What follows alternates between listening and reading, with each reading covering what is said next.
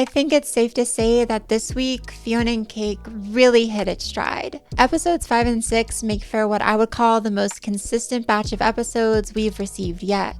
And based on the conflicts and storylines these episodes set up, I think we're in for some very, very good television these next couple of weeks. Hello everyone, I am really happy to be back because these new episodes, where do I even begin? This week we jump back to probably the most iconic alternate universe of the whole Adventure Time world, excluding Fionna and Cakes of course, and then got to see an entirely new universe for the first time in this series so far. And in the middle of all that big picture lore and narrative stuff, we also got some of the absolute greatest character moments of the whole show, particularly 3 very interesting and very different kind of love stories that cut right to the heart of what this series is all about in very different ways. I literally cannot wait to get into it all, but before we do, let's lay out the usual disclaimers. First off, this video will be entirely rooted in spoilers. Obviously, spoilers for Fionna and Cake up to this point, but also spoilers for the original Adventure Time series and the Distant Lands miniseries that we got after the end of the original show. Secondly, this week we are again doing an adorable little comment challenge thing. For those of you new to the series, I've been giving my fans a word to comment under my videos every single week that earns them an instant heart on their comment from me.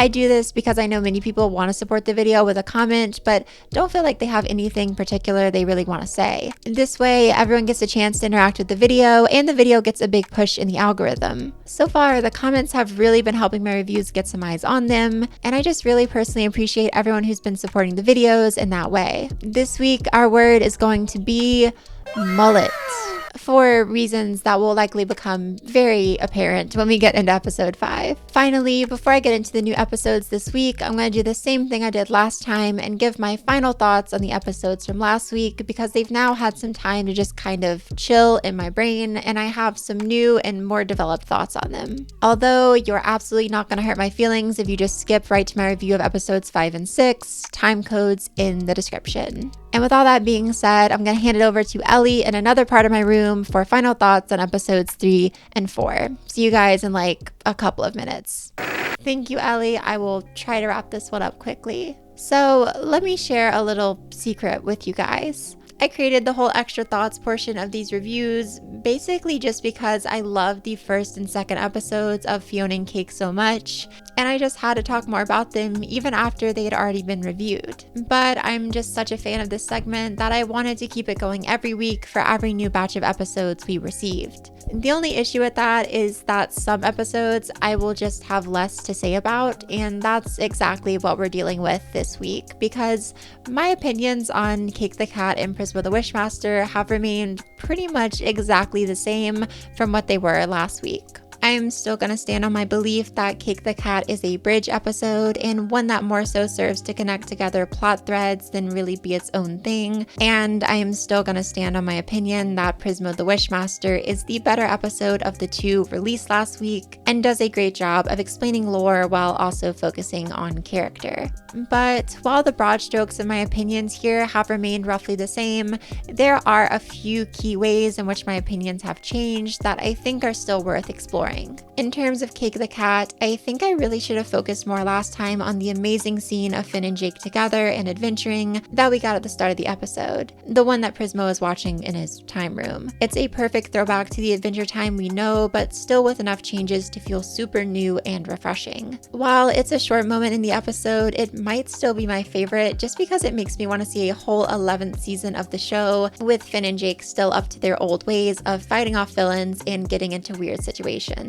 It's also a scene, as one commenter pointed out to me, shout out Xavier living life, that goes a long way towards filling in the gaps of what exactly Jake's final years were like. I think we have to assume that the scene Prismo is watching is one of main universe Finn and Jake, since if Prismo felt the same way about all Jakes across the multiverse, he would probably just hang out with one of them after Jake's passing instead of being so depressed. This is further confirmed by the fact that Jake seems really out of breath here, showing his age.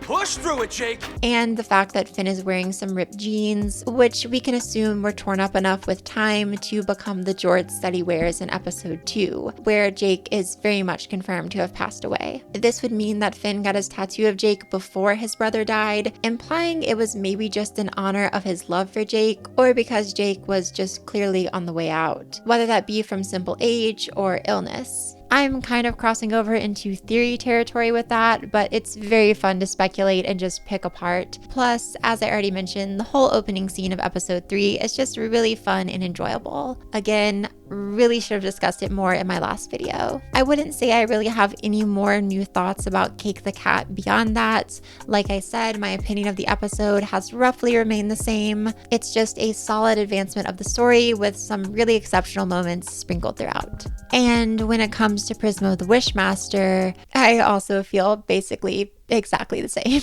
But I have come to realize how much of that episode is just like pure exposition, and that has kind of changed my perspective of it in certain ways. Surprisingly, it might actually make me appreciate the episode even more, if only for how naturally it's able to incorporate all that lore dumping into its runtime without any of it ever feeling boring or unnatural, because it is a lot of lore. It's very rare, especially in the modern film and television landscape where multiverses are like everywhere, to see a multiverse introduced in a way that doesn't just feel like the boring setup for cool stuff that's gonna happen later. But Adventure Time, through telling a story deeply centered in character drama, even in its most plot-heavy moments, is able to keep me invested throughout the whole multiverse presentation that Prismo gives, because I'm always thinking about how all this stuff will affect our characters, not just like waiting to see Gulp fight the Lich or something. But yeah, that's really all I have to add to my discussion of last week's episodes. They were cool, maybe a little bit lacking when compared to episodes 1 and 2,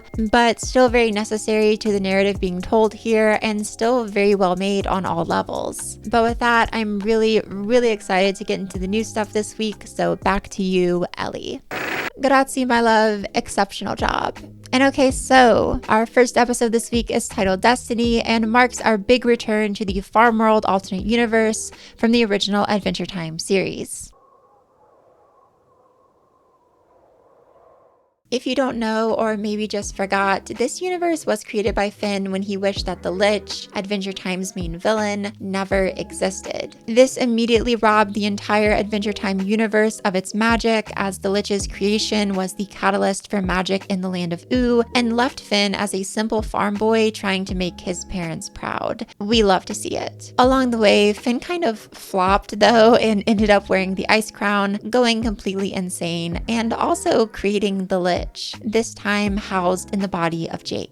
So that was awful, but then Jake kind of fixed it and we moved on. But turns out, even though Jake was able to save the Finn we know and love from his Farmworld fate, the Wish universe kept on going. And when the Lich of the Farmworld universe threatened to open a portal across the multiverse, Finn and Jake from our reality had to step in and stop him. This is where we got the scene of the Lich's hand getting transported to every universe. Definitely not a good thing, but this is also where we saw a kind of happy ending for Farmworld, with the Lich being removed and the crown getting destroyed, setting Country Finn free to live his life in peace. It's a story that seems to have resolved itself pretty nicely, but as episode 5 is going to show us, the Farmworld story absolutely doesn't end there. We pick up now years into the future of Farmworld. Finn, once a very scared kid poisoned by magic, is now a buff farmer man and dad to some adorable children. I will interject here and say that while adult Farmworld Finn is very serious, I very much appreciate the fact that the writers didn't make him into like this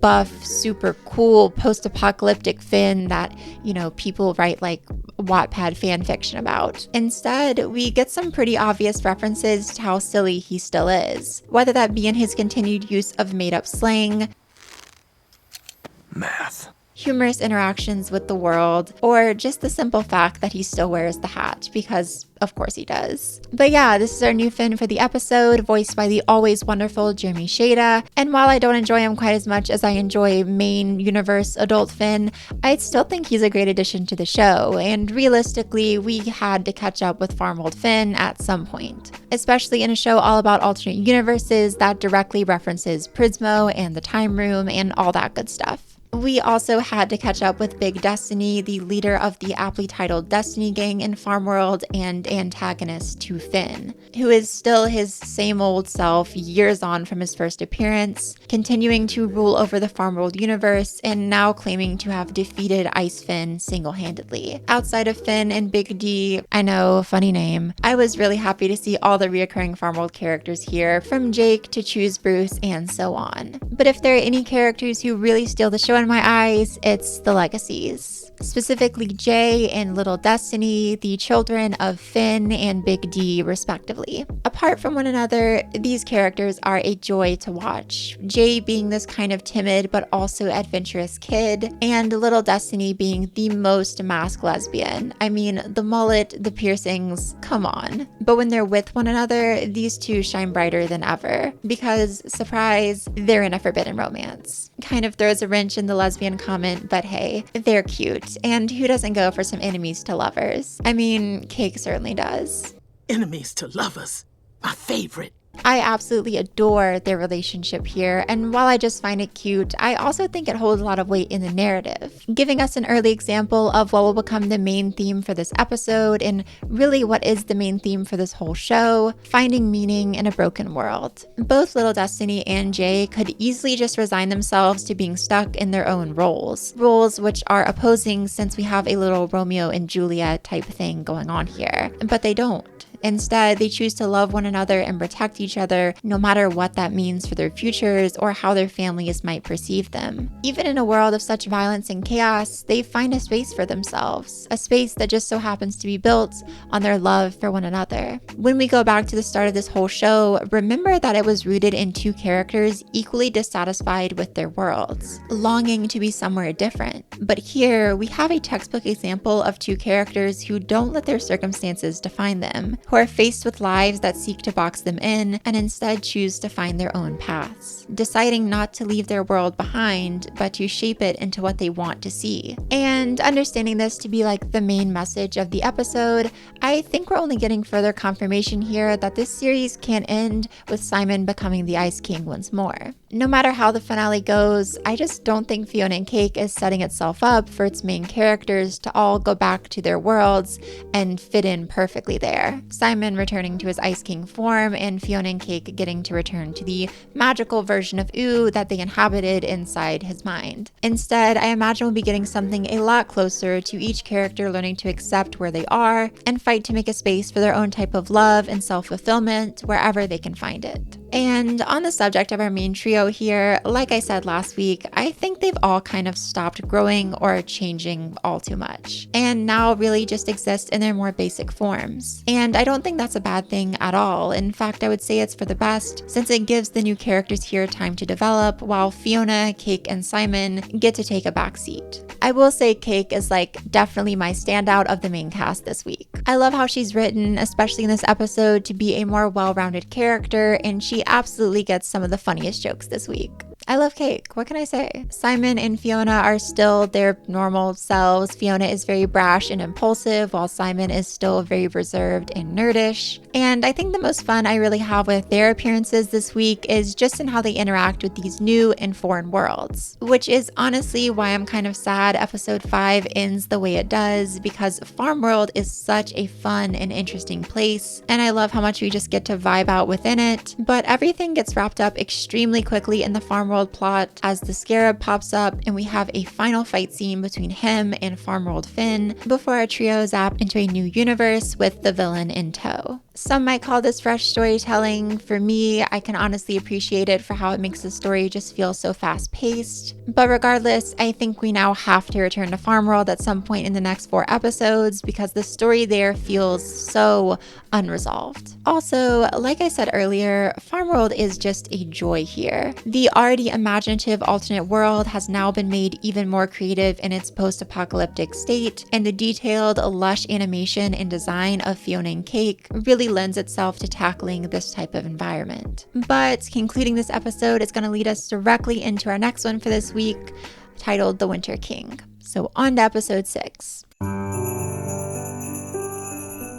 So This could not be more different from the last episode, where we had a post-apocalyptic Mad Max style universe with Farmworld. We're now getting a Christmas special world, complete with gorgeous animation, suave ice dudes, and extremely catchy songs. We open up immediately where the last episode left off, with Fionna, Cake, and Simon running from the Scarab, before our new character for this episode, the Winter King, makes his appearance and freezes Scarab, knocking him out of commission for the time being. The Winter King will probably be the main talking point of this whole episode, I think. He's an alternate version of Simon who claims to have defeated the crown through sheer force of will, and now lives as kind of Princess Bubblegum if she was an Iceman. He has his own kingdom with a private lab and citizens, just all the classic Bubblegum stuff. He's also just incredibly fun to watch on screen. I love his personality, and it's really hard to not believe everything that comes out of his mouth because he's just so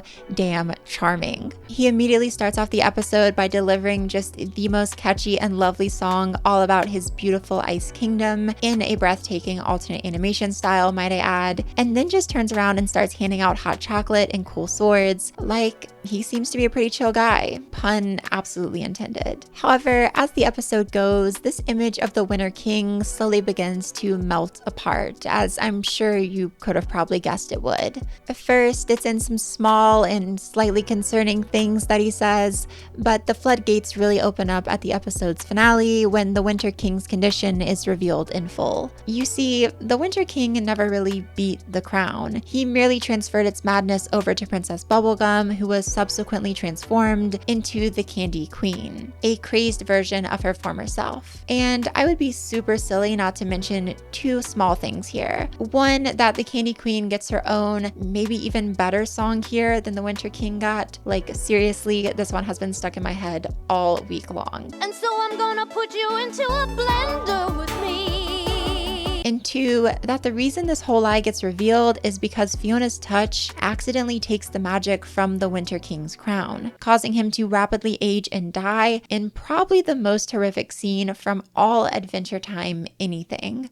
This kind of traumatized me, if we're being honest. But now you know the truth of the Winter King. The very messed up and disturbing truth. And like I did for the last episode, I want to explore what this surface level plot element really means for the deeper narrative of the show and story overall, because this week really does solidify the themes that we've already been exploring in Fionna and Cake so far. The Winter King, in my view, represents someone a lot like Fionna and Simon, who didn't feel comfortable with the hand he was dealt or in the world he was assigned to. And I absolutely can get that. Being Ice King has to suck. It's like living with eternal diaper butt. I can't do it. But the issue here is that he takes out his frustration on others in a way that robs them of their own happiness and free will. He's so desperate to change the way things are that he allows it to completely cloud his judgment. Now, we've already talked about what point I think Fionna and Cake is trying to make overall, one about finding happiness and love that makes bearable the world you inhabit. And the Winter King, in my eyes, is the exact inverse of that point. He is a cautionary tale about someone who tries so desperately to get the world they want that they're willing to ruin the lives of others who stand in their way to do so. This isn't the first time we've seen a villain do this in Fionna and Cake. Scarab very much represents someone who is dissatisfied with his place in the world and is willing to hurt others to get what he wants. And this also isn't the first time we've seen the crown in this series act as a force of harm against the type of loving relationships that Fionna and Cake is all about. I mean, it was only last episode that little Destiny, one half of our adorable love duo, was getting sick because of an ice crown jewel. Kind of a bigger metaphor for what the crown does to relationships overall, if you ask me. But this is the first time we've been reminded of Simon's potential to be truly corrupted by the crown, and how wearing it directly comes into conflict with the type of help that Simon thinks he's giving to Fionna and Cake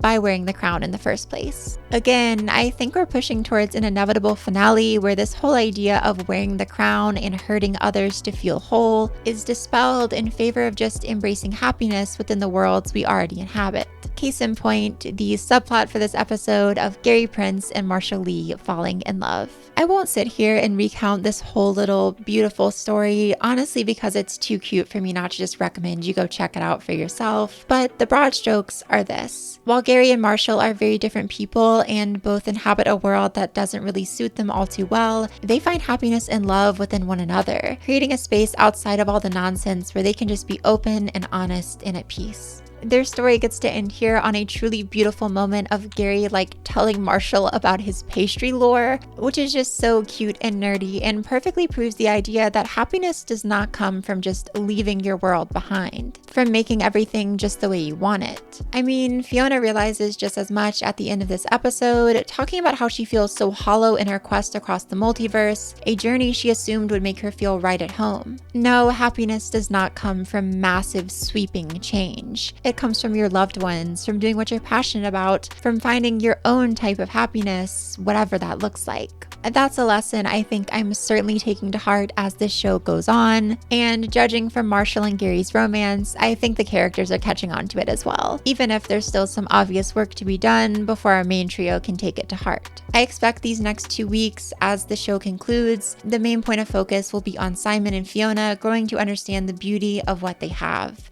I mean, we already know Marcy will be coming back, the person who probably loves Simon most in all of OO, so will Betty, maybe giving Simon some closure there, and I also imagine we're going to get a big reunion between Fionna and her friends before the end of the show, friends who include Marshall and Gary. I might be really off base with that prediction, I mean, there's no way to know, but if this is the way Fionna and Cake is choosing to go, I couldn't be more excited for the rest of the series. And by now, y'all probably know the drill, unless of course you're new. But with both episodes from this week covered, it's theory time.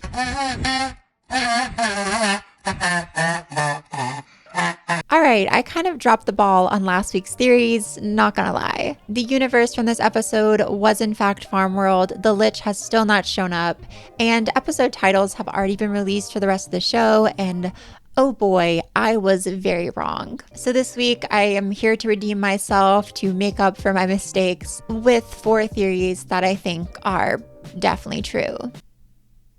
Theory number 1, Scarab will get destroyed by Golb Betty. So Scarab has to go at some point. He's impossible to escape, impossible to defeat by conventional methods, and just thinking this situation out logically, who is the one figure we know God-level beings cannot interfere with? That's right. It's Golb. And who do we know is now Golb? That's right, it's Betty, who, let me remind you, only became Golb because she wished to keep Simon safe. So I think it checks out that if Simon was ever in real danger, maybe if the Scarab was about to kill him at the finale of the show, then Golb Betty would have to show up and save him. By destroying Scarab, of course.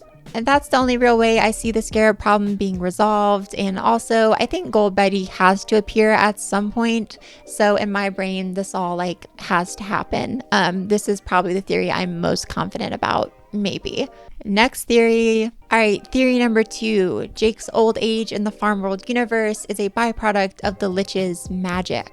So we already went over how that one time Jake kind of became the Lich in the Farmworld universe, but we never really explored what the long-lasting effects of that incident were on Jake. Assuming Jake is the same age as Finn in Farmworld as he is in main series Adventure Time, the Jake in episode 5 would be 30. In dog years, that's 200, much older than the Jake that we know ever got to be. So why the change? Well, if you ask me, whatever Lich magic Jake was infused with in the Farmworld timeline has somehow given him the ability to live twice as long as the average dog. I don't think he's the vessel of the Lich or anything, but this theory would go a long way towards explaining how Jake has been able to live so long, especially when magical Jake didn't even make it to 25. It checks out in my mind. Next theory, theory number 3, Simon won't actually perish, be ended. Alternate words for In my first episode of this review series, I speculated that Simon would not make it out of the show alive, and last week I even doubled down on that theory. However, this week has kind of led me to change my mind. Like I already mentioned, looking at these episodes, I think we're inevitably building towards a conclusion where all our main characters go back to their worlds and just learn how to fit in there and feel comfortable with themselves, gaining a newfound appreciation for the most valuable parts of their lives. And that can't really be the case if Simon bites it. So I'm gonna say he makes it all the way to the end of the series and just gets to live out the rest of his years, focusing on things he enjoys and putting effort into the relationships that matter most to him. Ditto for Fiona, but this theory isn't really about her. So next. Theory number 4, the Winter King offed Marcy and Betty. So this might be my most wild theory yet, but theory number 4 is where we shoot for the fences. So let's recap the whole deal with the Winter King. He's an alternate universe version of our Ice King who transferred all his madness into the brain of Princess Bubblegum. But knowing the Ice King of main universe Adventure Time, this doesn't really check out. Ice King would never possess the memory or comprehensive ability to understand he was once Simon, much less possess the ability to cast a spell that transfers his madness into the mind of another. So my theory is this. Betty, as she did in the main Adventure Time series, came back in time through a portal of Simon's own creation in this alternate universe, and set about curing the Ice King of the crown. However, in this world, to do so, Betty transmitted all of Simon's madness onto PB, intending it to likely be just a temporary solution. However, when Simon became aware of this fact, he refused to go back to being Ice King, whether that be out of panic or out of some malicious after effects of wearing the crown. And as a result, he ended Betty to preserve his own sanity. And given the fact that Marcy is nowhere to be seen in the Winter King's universe, and that he has an Ice Marceline made in the memory of her, I think it's safe to assume that maybe PB's girlfriend didn't quite appreciate the madness of her partner and was also offed by the Winter King. This theory will probably never be confirmed, but I think it actually holds a lot of weight given what we know of the Winter King, so you decide if you want to believe it or not. And there you go, another set of Fionna and Cake episodes reviewed. I think the quality of the episodes we got this week was truly astounding, and both of them gave me so much to think about. Multiverse stuff, meaning of life stuff, the usual. But seriously, I could not be more impressed with Fionna and Cake right now. We just crossed the halfway point of the series, and already it's exceeding whatever expectations I had for it going into the show. Here's hoping that next week is just as amazing. As usual, for those of you interested in helping out the channel in a big way, my Patreon is linked at the end of this video and also in the description below. Definitely head over there if you want to see exclusive content, if you want to see videos early, or if you just want to get some behind the scenes stuff that doesn't appear on the main channel. A special thanks to all my patrons. It is y'all's support that keeps this channel going, and a more specific thank you to all my patrons in the shout out tiers. Special thanks to Onyx, Kanye, Sophie Villarot, Alex Mirabal, and Grace. And as always, I have been Ellie, you have been wonderful, and until next time, bye!